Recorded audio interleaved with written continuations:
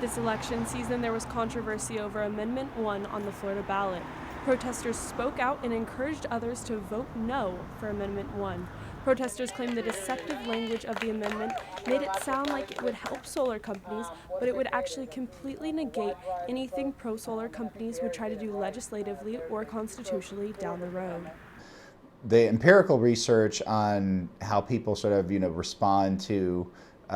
respond to different types of messages does indicate that, the language that you use definitely does have an effect in terms of how people will perceive an amendment or perceive a proposal, even if the actual content of the proposal is the exact same way. So, some voters felt confused in the voting booth this year when reading over the amendments. But I know that the way that some of the amendments were written really confused me, especially with the First Amendment and how it really actually stuffed a lot in there that wasn't all about, electric energy and solar energy and power and stuff like that.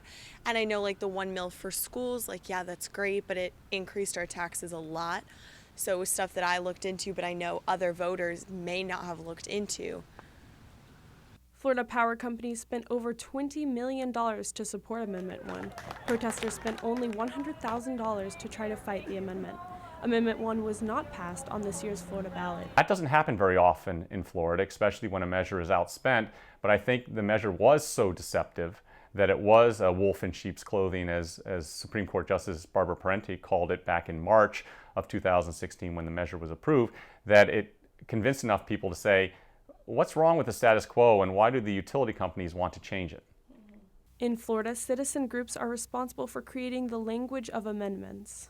Other states, it's left up to the Attorney General who writes the title and the summary that voters see, or it's a committee, as in Colorado, that allows those individuals to kind of give some give and take in terms of what the language. In Florida, it's left up to citizen groups to qualify and to craft the language.